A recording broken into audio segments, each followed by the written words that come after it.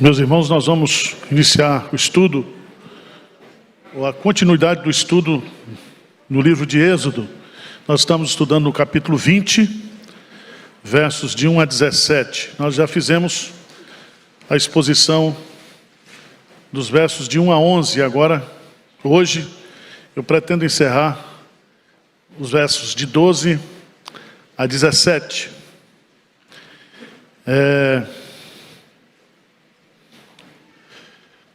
Todos nós sabemos que a lei de Deus, no Antigo Testamento, ela está dividida em três partes. Existe a lei moral, ou espiritual, que são os 10 mandamentos. Existe a lei civil, que regulamenta o Estado de Israel dentro de uma teocracia, onde Deus é o rei. Existe também a chamada lei cerimonial. Essa lei cerimonial é que regulamentava o culto, a forma de culto a Deus. Quando Jesus Cristo veio, e está lá em Mateus capítulo 5, ele diz: eu não vim para revogar a lei, mas para cumpri-la. E Jesus de fato cumpriu toda a lei, nos seus 3 aspectos. Tá certo? E aí, para nós que somos cristãos, o grande propósito da lei é revelar a nossa pecaminosidade. Então, quando você estuda os 10 mandamentos, você não estuda os 10 mandamentos ou pratica os 10 mandamentos hoje como cristão para ser salvo, porque a salvação é pela graça. E você não vai, pela sua própria força, cumprir a lei. Por isso, na nova aliança, a lei foi escrita nas tábuas do nosso coração. O que significa isso? Significa que o Espírito Santo foi colocado dentro de nós para que Ele, no poder dEle, nós possamos obedecer o quê? Os 10 mandamentos. Mas mesmo assim, a gente peca. Tá certo? Então não se desespere. Cristo já pagou o preço da sua redenção.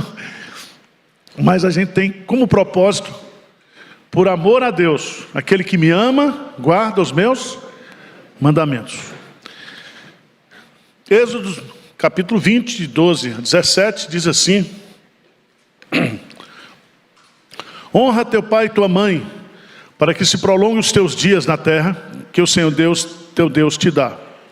Não matarás, não adulterarás, não furtarás, não dirás falso testemunho, não cobiçarás a casa do teu próximo, não cobiçarás a mulher do teu próximo, nem o seu servo, nem a sua serva, nem o seu boi, nem o seu jumento, nem coisa alguma que pertença ao teu próximo. Êxodo capítulo 20, nós temos aqui os 10 mandamentos. E vocês sabem que quando esses 10 mandamentos foram dados a Deus, por Deus a Moisés, eles vieram em 2 tábuas. Lembram disso, né? A primeira tábua contém 4 mandamentos. E esses 4 mandamentos, eles estão relacionados a Deus. Na primeira tábua, o amor a Deus. Não terás outros deuses diante de mim, não farás para ti imagem, não tomarás o nome do teu Deus em vão. Lembra-te do dia de sábado para o santificar. Lembra que em Mateus capítulo 22, versos 35 a 40, quando os fariseus pedem para Jesus fazer o resumo da lei e dos profetas, ele resume em 2 mandamentos: amarás o Senhor teu Deus e ao próximo como a si mesmo. Então ali Jesus, ele, em 2 versículos, ele resume o que é as 2 tábuas. A primeira tábua do nosso relacionamento com Deus, a segunda tábua do nosso relacionamento uns com os outros, relacionamento social. Os fariseus, na época de Jesus, eles criaram 613 mandamentos, além dos 10 mandamentos e além de todos os mandamentos da lei cerimonial, eles ainda criaram 603 mandamentos. E Jesus disse que esses mandamentos não são de Deus, mas tradição de homens. E nós precisamos tomar cuidado, porque nós somos fabricantes de tradições que não estão na Bíblia. O nosso coração é uma fábrica perene de ídolos e nós queremos regulamentar a vida uns dos outros. Vamos lá. Vamos começar com esse mandamento aí: honra teu pai e tua mãe, para que se prolonguem os teus dias na terra que o Senhor teu Deus te dá. Primeira coisa que aparece nesse texto, e eu acho fantástico isso aqui, é que a autoridade familiar está na mão do pai, na mão da mãe. Que a turma fala, não, porque é o sistema patriarcal, mas ele está dizendo aqui: honra teu pai e a tua mãe. Porque ainda que o líder espiritual seja o pai, mas a mãe também é autoridade, juntamente com o pai, dentro de casa, dentro da família. Outro detalhe muito importante é que tudo que acontece na sociedade começa na família. Por isso que a gente está vivendo essa luta tremenda hoje. Por isso que as ideologias contrárias à palavra de Deus têm como foco destruir o casamento e a família. Eu já falei aqui hoje cedo, no culto das 8, sobre o pecado do preconceito racial. E eu vou falar de outro assunto no culto das 11, da epidemia do morar junto. Morar junto. Já notou isso? Você casou? Não, estou morando junto. O morar junto é uma desonra ao casamento e uma honra ao pecado. E nós temos que combater isso. Por quê que Deus, ao dar os mandamentos, Ele coloca o primeiro mandamento social a partir da família? Porque a família é a célula mãe da sociedade. A família foi criada antes do Estado. Está lá em Gênesis. Então, se um filho, ele não aprende a respeitar pai e mãe, ele não vai respeitar professor, autoridade nenhuma. Então é no ambiente familiar que o nosso caráter é formado, a nossa personalidade é formada. Tá certo? Agora, o que significa honrar os pais? Há muitas respostas para esse versículo. E se você pegar lá os nossos símbolos de fé, você vai ter muitas respostas, né? Mas eu queria destacar aqui 4 principais que eu destaco no texto. Primeiro, segundo Levítico 19:3, respeitar a posição deles.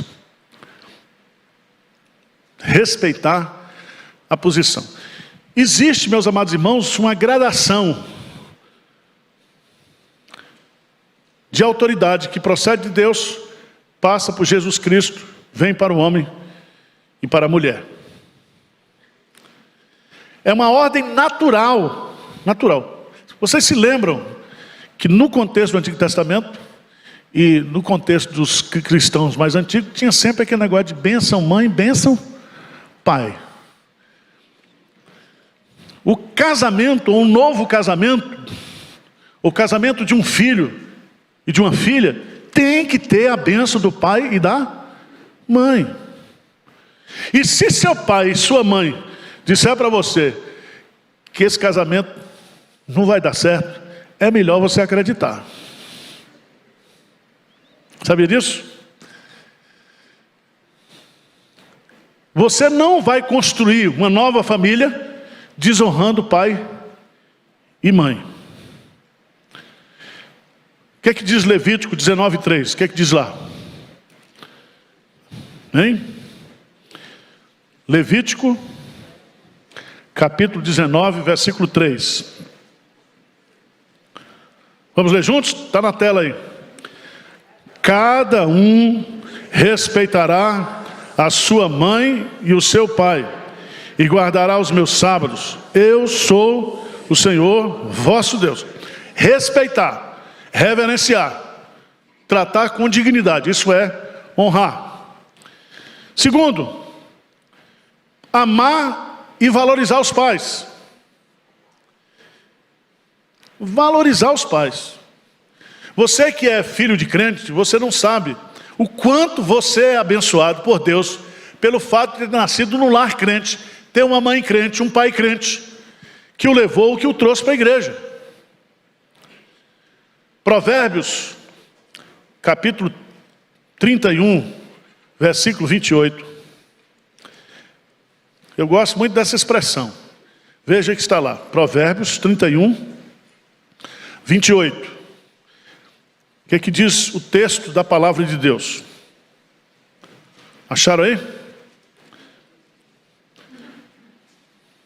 Mulher virtuosa. O que é que diz aí? Levantam-se seus filhos e lhe chamam ditosa. Seu marido a louva, dizendo. Próximo versículo. Muitas mulheres procedem virtuosamente, mas tu... Esses dois versículos são importantíssimos. Primeiro, porque um ambiente familiar deve ser um ambiente de elogios e não de crítica. Você já notou que tem muito filho com autoestima baixa, justamente porque não conviveu no ambiente familiar com um ambiente de elogio, de encorajamento. E isso nós devemos fazer, principalmente dando exemplo para os nossos filhos, para os nossos pais. Amar e valorizar os pais envolve esse princípio de honrar pai e mãe. Efésios capítulo 6, versículo 1. Nós vamos aprender que nós, como filhos, honramos pai e mãe quando nos submetemos à autoridade dos mesmos.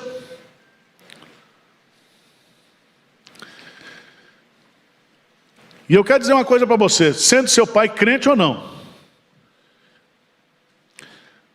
você não vai obedecer seu pai quando aquilo que ele está pedindo para você fazer é contrário à palavra de Deus. Mas submeter-se à autoridade de seu pai e de sua mãe, e eu vou dizer para você, não é só até os 18 anos não, depois piora. Porque para pai e mãe, a gente não fica velho. É meu filhinho, meu menino. É assim? Eu chegava lá, no Vitória da Conquista, já pastor velho agora, ia lá. Meu pai dizia assim, você não vai usar paletó não? Você é pastor, rapaz, tem que usar paletó o dia todo. Né? E quando a gente saía para comer pizza depois do culto, ele dizia, não concordo com isso não.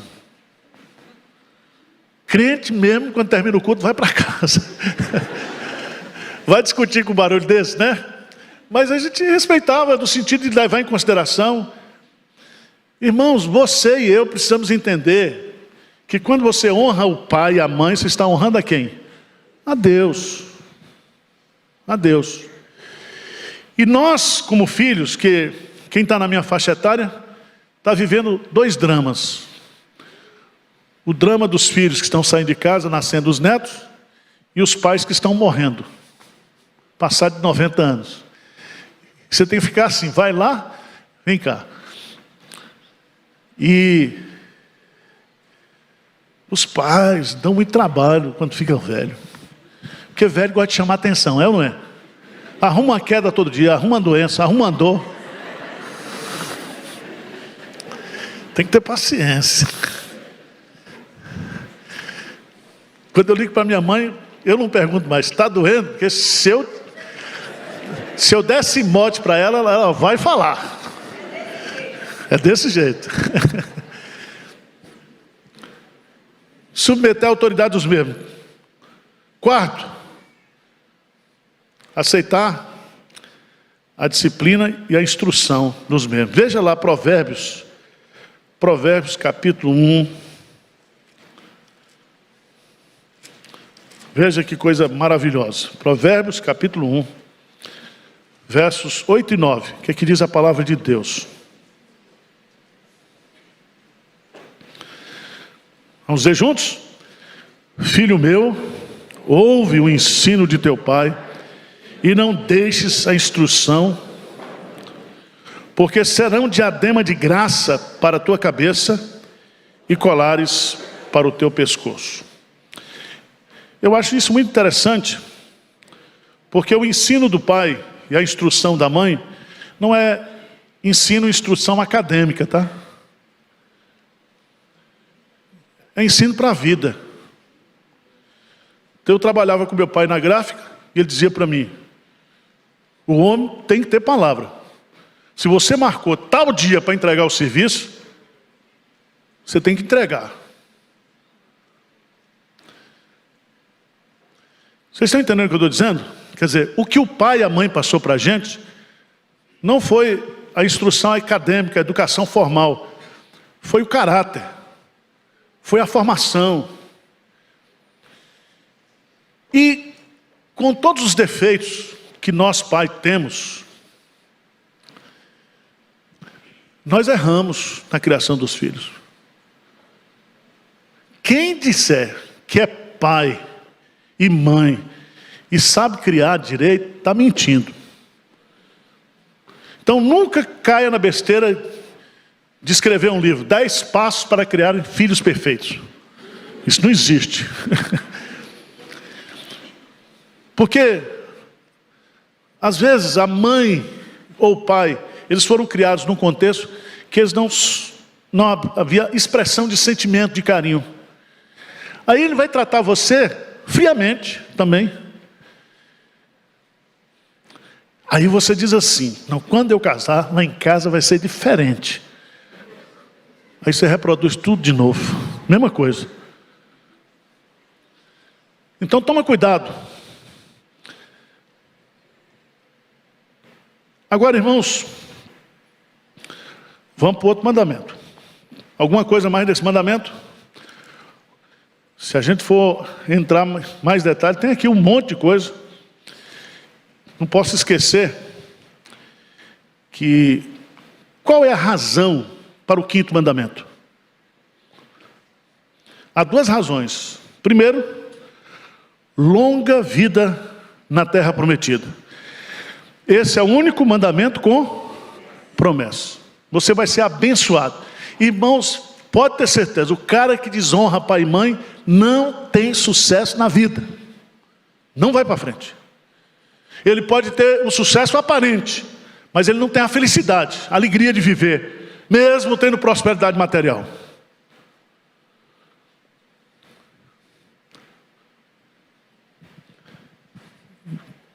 No contexto do Antigo Testamento, filho que desonrasse seus pais por maldição eram punidos com pena de morte. Sabia disso?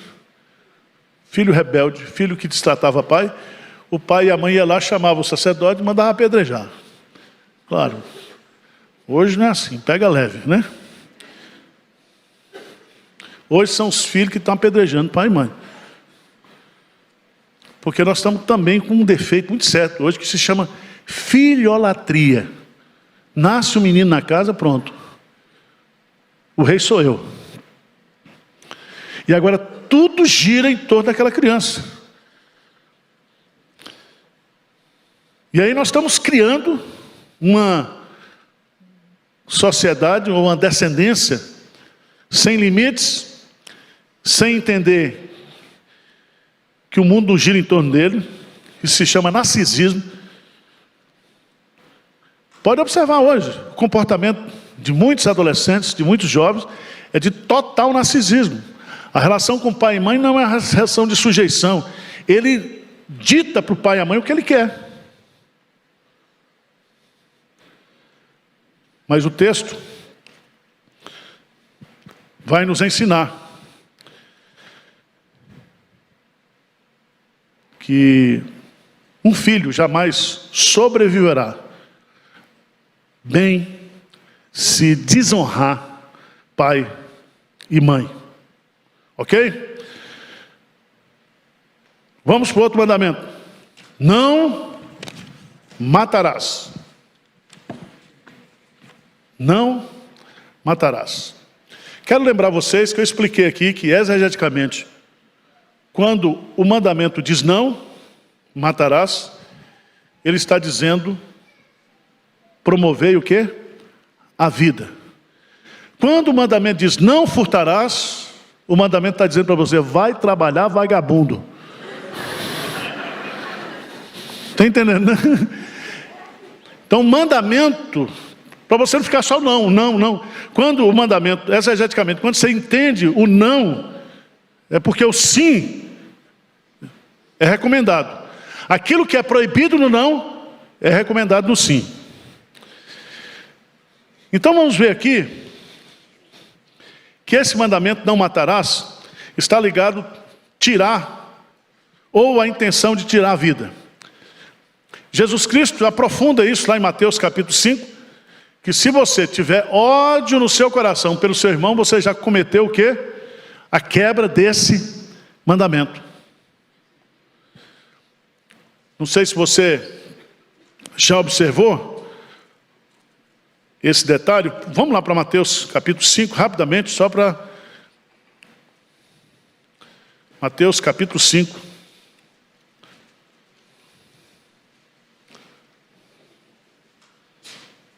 Versículo 21.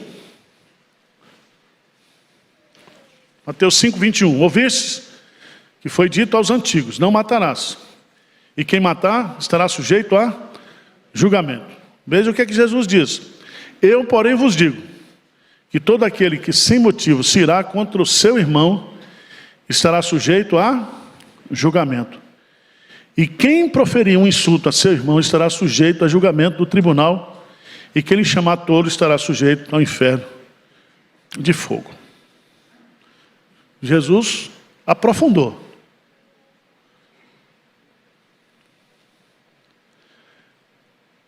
Todo aquele que se irá contra, sem motivo.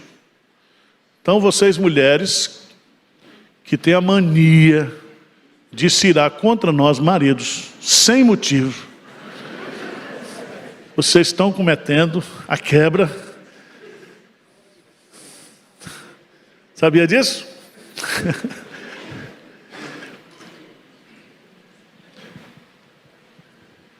O que a gente precisa entender, irmãos, é que o mandamento, ele quer nos dirigir não apenas do ponto de vista da execução, mas da intenção e da motivação. Da motivação. Esse mandamento, não matarás, engloba matar com intenção, homicídio, morte acidental, suicídio e até matar em legítima defesa. Esse está na moda, né? Muita gente hoje matando, dizendo que foi em legítima defesa. É importante a gente entender que nesse mandamento, ou esse mandamento, ele foi muitas vezes interpretado no contexto das leis civis de Israel. E que Cristo, ao abrir o leque para nós aqui, ele aprofunda na questão da intencionalidade. Então aquelas leis que estão no Antigo Testamento, que são leis civis de Israel, nós não podemos aplicá-la hoje. Olho por olho, dente por dente. Não. A Bíblia fala que nós temos que amar os nossos inimigos e orar por eles. Não te deixe vencer pelo mal, mas vence o mal com o bem. Esse é um assunto muito interessante, por exemplo, sobre guerra, né? Quais são as correntes éticas que a gente tem para interpretar a guerra? Correntes cristãs. Primeiro, tem o ativista. O ativista diz, não, toda guerra é para acontecer mesmo. Deus deu a espada para o Estado. Então, quando o Estado promove guerra, nós cristãos devemos estar engajados, porque a guerra, ou a autoridade para matar, a autoridade de exercer a vingança, de punir os injustos, de proteger os justos, está na mão do Estado. Esses são os ativistas. Os pacifistas são aqueles de nada de guerra, né? Porque o princípio maior do cristianismo é o amor, e nós não devemos matar uns aos outros. Aliás, você já notou que só vai para a guerra gente nova? Os velhos criam confusão, fica tomando uísque e põe a moçada para morrer. Se eu fosse para a guerra, eu ia jogar dominó com o pessoal do outro lado. Disse, gente, nós estamos aqui numa... Mas nós sabemos, pela palavra de Deus, que há guerras justas e injustas. Lá no Antigo Testamento fala as guerras de Deus. Então, se você tem o ativismo, você tem o pacifismo, você tem também o seletivismo. O seletivismo diz assim, dependendo da guerra, a gente entra. Dependendo da guerra. E quando você entra na guerra, você entra para matar ou para morrer, não tem outra opção. Então, se um cristão, se você for convocado para a guerra, você vai ter que atirar. Deu para entender?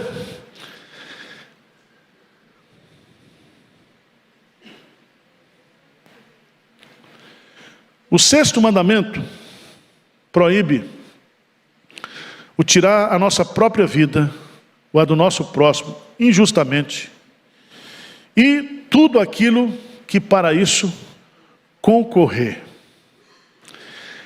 Davi não matou Urias, matou? Mas Davi deu uma ordem para que Urias fosse o quê? Morto. Ele foi o autor intelectual do crime.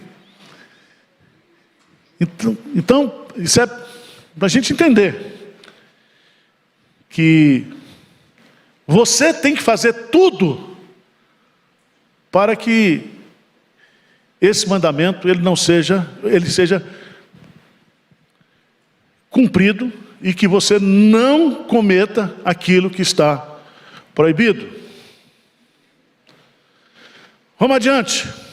Próximo mandamento. Não matarás. Depois vem agora, não adulterarás. Mesma coisa. Na lei civil de Israel, o adultério, ele era punido quando flagrado com o quê? Apedrejamento, pena de morte. Veja o que Jesus Cristo vai colocar aqui. E eu acho que Jesus Cristo está falando mais para os homens, mas agora as mulheres estão cometendo mais esse crime aqui. Mateus 5, 27, o que é que diz? Ouviste o que foi dito, não adulterarás. Eu, porém, vos digo, qualquer que olhar para uma mulher com intenção impura no coração, já adulterou com ela. Todos os homens que estão aqui estão tudo condenados já. A morte perpétua. Por isso, não fique olhando. Dá uma olhada rápida e vira logo assim.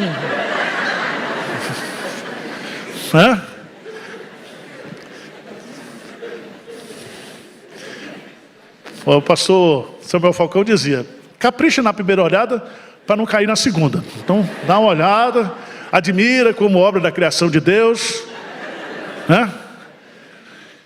E você sabe que o homem, ele é atraído sexualmente pela visão.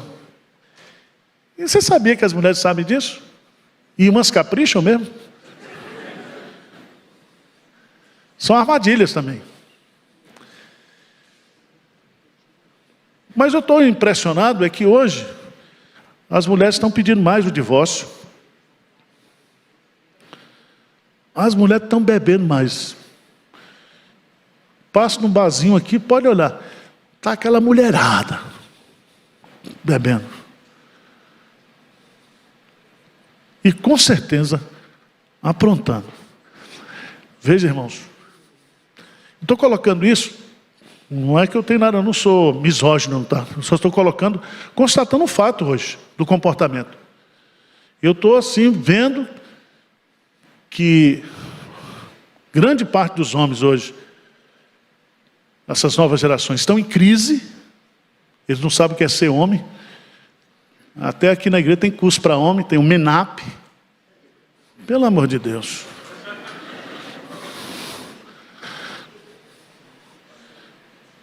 Antigamente a gente já nascia homem.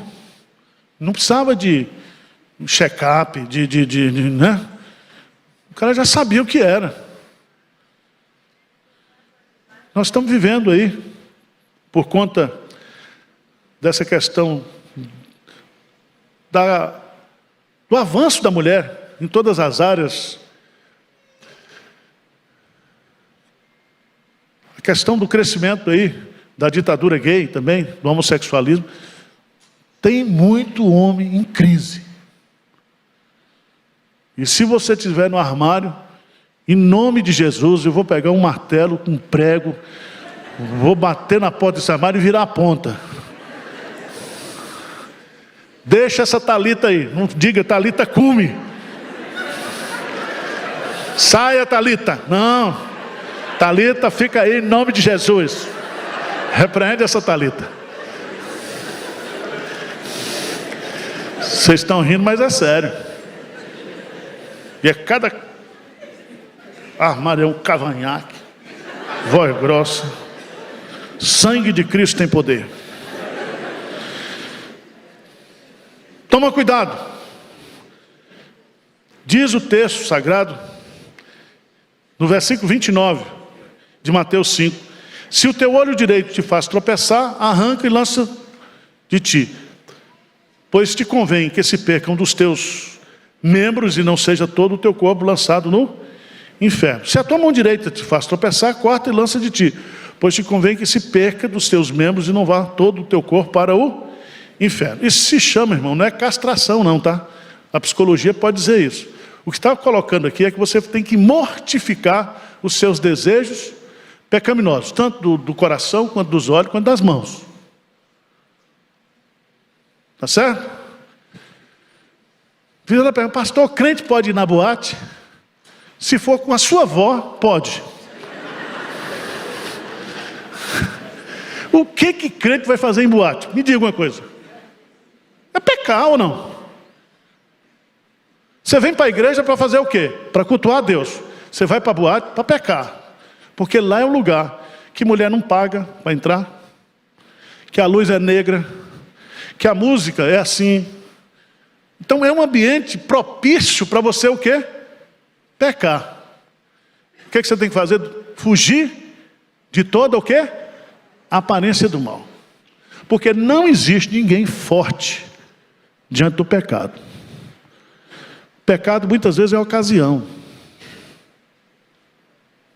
Tá certo? É a oportunidade. E você vai e cai mesmo. E o diabo arma para você. Então vamos lá.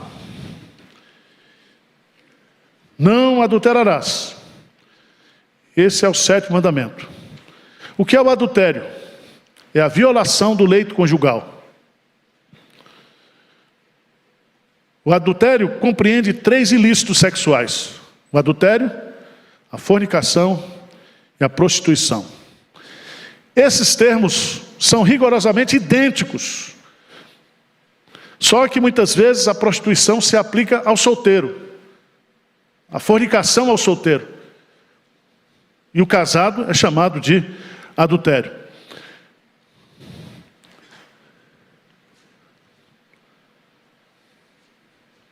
O que exige o 7º mandamento? Exige, primeiro, a preservação da nossa castidade e a do nosso próximo, no nosso coração, nas palavras e na conduta. O cristão regenerado tem que tomar cuidado com isso. Você já viu as fotos de algumas pessoas no Facebook, no Instagram? Já viram? Não tem umas que chamam a atenção, não? Mulher crente, homem crente. Tem umas que põem a foto deitada. Eu não sei se é. Eu não entendo. Irmãos, toma cuidado, porque um casal pode estar na sala, juntos, mandando mensagens inadequadas no WhatsApp, um para um amigo e outro para outra amiga. Toma cuidado.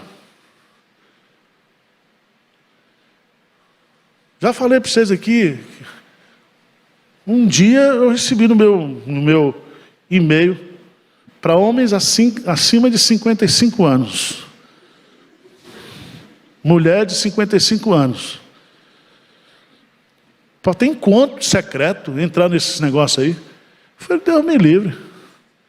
Se é para pecar, eu vou pecar com a nova, não vou pecar com a de 55.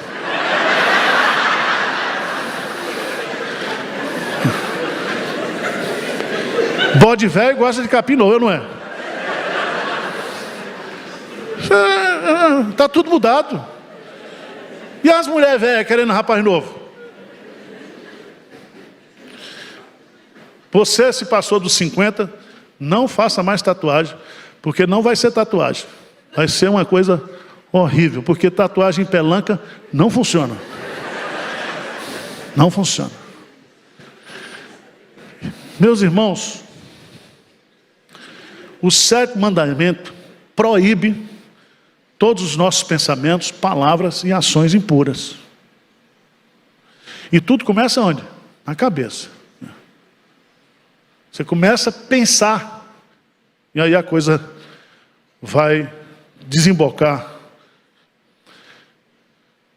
Mas vamos para frente. Se você observar, nós vamos para o outro mandamento, que é não furtarás. Êxodo 20:15. Não furtarás. Este mandamento proíbe o furto, o roubo, o latrocínio, a defraudação, o peculato, o estelionato e todos os demais ilícitos nos campos produtivos, mercantis, financeiros, gerenciais e administrativos, tanto nos âmbitos individuais como nos coletivos, privados e públicos. Qualquer ato, portanto, lesivo ao próximo, à sociedade, está sob o quê? Condenação divina. Tanto faz você roubar ou furtar de um aposentado, em situação de vulnerabilidade, como também do poder público, de uma instituição pública. Participar de uma fraude.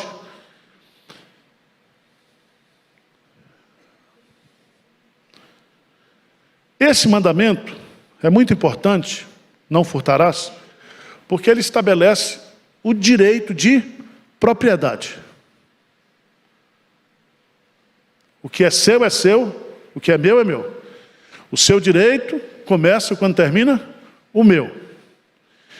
Por isso que lá no Antigo Testamento, coisa que se fazia no Brasil e se faz até hoje, não removais os marcos que separam o que é as propriedades. Às vezes o cara, ele ia crescendo a sua propriedade, invadindo o quê? A propriedade do outro. Então, Deus estabelece desse mandamento o direito da propriedade. Aqui, a gente poderia dizer que esse mandamento proíbe a autolesão, Por que preguiça é pecado na Bíblia? Hein? Porque a preguiça é uma autolesão. O preguiçoso está prejudicando o que há? A si mesmo e aqueles que estão ao seu redor. Por isso que trabalho na Bíblia é bênção. E preguiça é o quê? Maldição. Veja, por favor, o que o apóstolo Paulo coloca lá em Efésios capítulo 5. Vamos falar rapidamente lá. Efésios capítulo 5.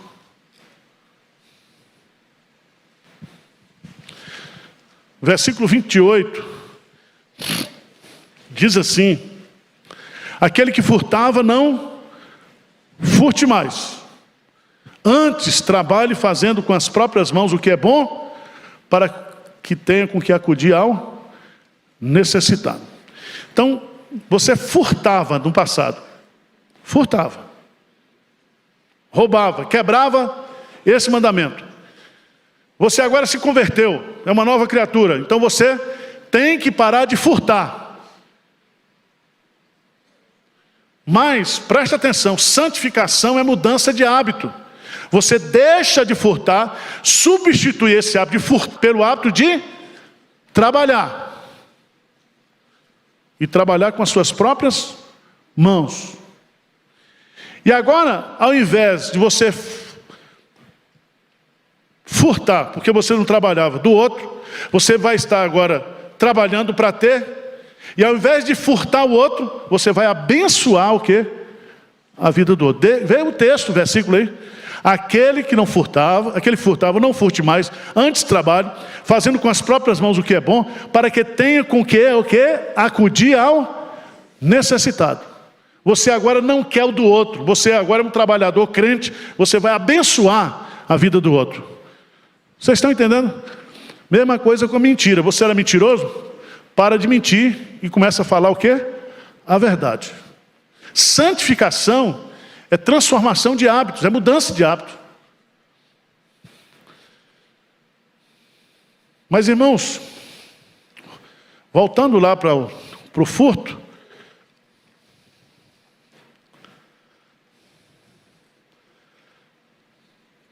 tem uma palavra aqui para os empregadores também, que a gente fala só do trabalhador.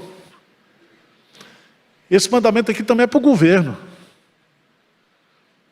para as autoridades constituídas. Eles não podem furtar a população, eles não podem furtar o contribuinte. A lesão ao próximo, o furto aqui, é para toda a sociedade, é para todos os integrantes da sociedade.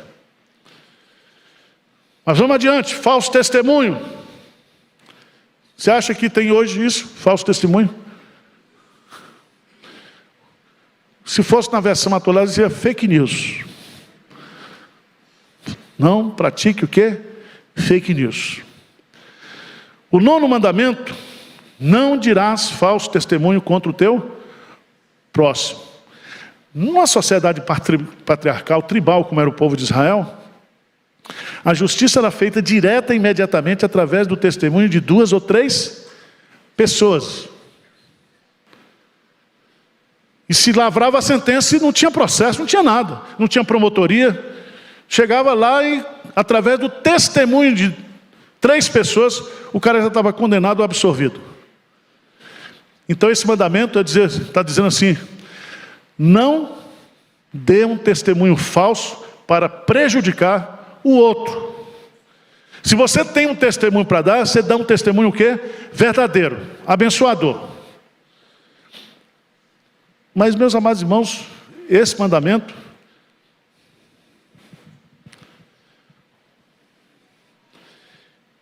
ele proíbe tudo o que é prejudicial à verdade ou injurioso, tanto à nossa reputação como à do nosso próximo.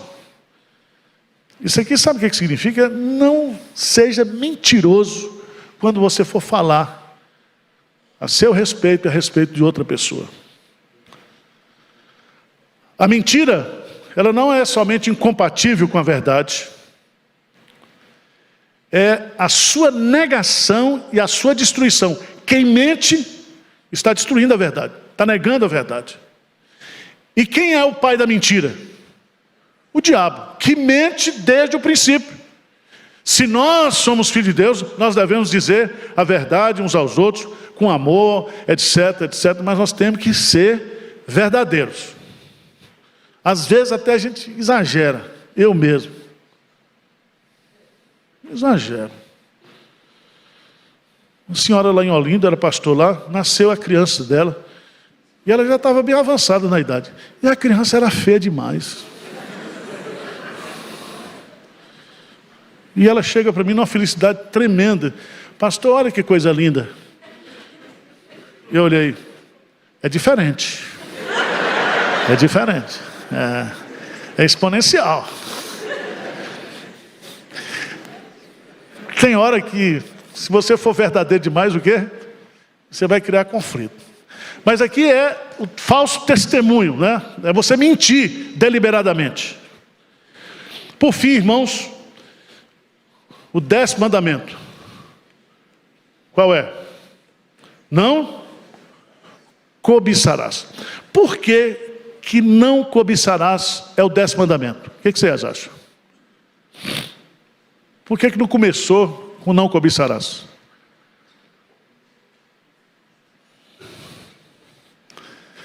É muito teológico para vocês, né? Muito profundo. Então, vou explicar logo, né?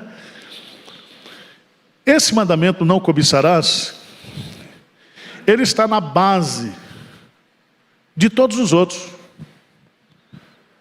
Quando você comete um dos 9 pecados iniciais, você já cometeu também o 10º. Porque todo pecado começa com a cobiça. O que é cobiça? É desejar aquilo que é proibido. Você não executou ainda, mas, como diz Tiago, está num processo de gestação. Gestação.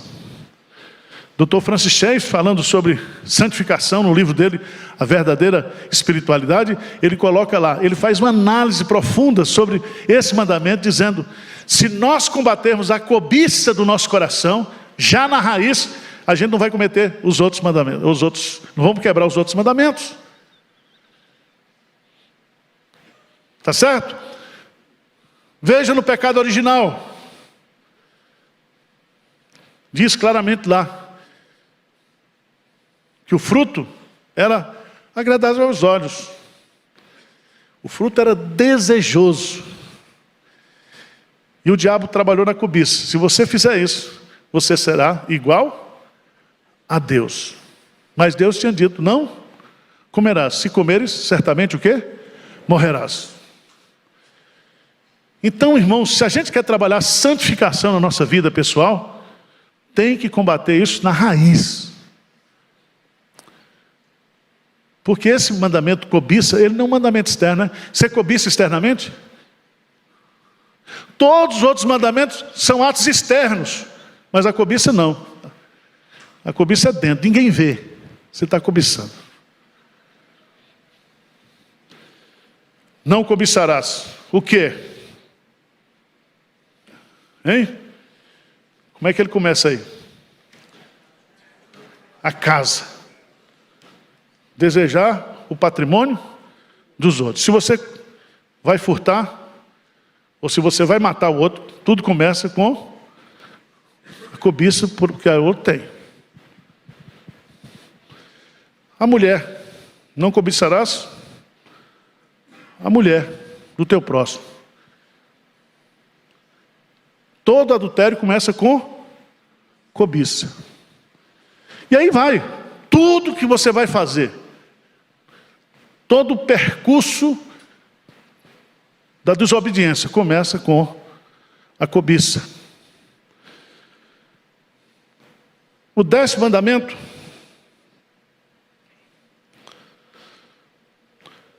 proíbe todo descontentamento com a nossa própria condição. Toda inveja ou pesar à vista da prosperidade do nosso próximo. E toda tendência e afeição desordenada a alguma coisa que lhe pertence. contentar-se com o que se tem não significa de você deixar de lutar para aquilo que você quer ter. Mas o caminho para ter é o trabalho. Tá certo? Vou terminar porque a mulher chegou. Eu vou encerrar a aula. Vocês não viram nada do que eu disse aqui. Está gravado, mas... né? Irmãos, vamos para frente. Vou falar mais não, porque eu tenho que pregar agora sobre morar junto. Eu tenho que esfriar a cabeça. Quem quiser fazer pergunta, se inscreva no meu Instagram e manda pergunta. Eu estou respondendo agora. Faz uns videozinhos assim, ou então eu respondo. Quando é muito educada, é a equipe que responde. Tem uma equipe que responde, sabe? Quando é só bem curtinha assim, bem grossinha, é comigo. Vamos ficar de pé? Vamos orar? Eu vou encerrar o livro a exposição de Êxodo, fazendo uma aula sobre o tabernáculo e o significado do tabernáculo para nós hoje. Tá bom? E o pastor Hernandes continuará na próxima semana a exposição que ele está fazendo do livro dos Salmos. Terminando Gênesis, aí eu vou começar, ou terminando Êxodo, eu vou começar Gênesis, para a gente estudar esse livro maravilhoso. Tá bom? Pai querido, olha para nós aqui. O Senhor conhece o nosso coração, as nossas lutas, os nossos desafios, as nossas fraquezas. Que o Senhor continue tendo misericórdia de cada um de nós. Guarda cada família aqui representada, cada casamento. Que o Senhor nos proteja do maligno, que o Senhor nos guarde de fazer coisas erradas, de quebrar princípios da Tua palavra. E que o Senhor nos dê sempre um coração quebrantado e um senso de dependência do Senhor. Quem pensa que está de pé, cuidado para que não caia. Que nós possamos fugir do pecado, fugir da aparência do pecado. Guarde os nossos olhos, as nossas mãos, a nossa boca, os nossos ouvidos, de tudo aquilo que pode gerar pecado na nossa vida. Essa é a nossa oração em nome de Jesus. Amém. Vamos ter um intervalo, depois o culto às 11 horas.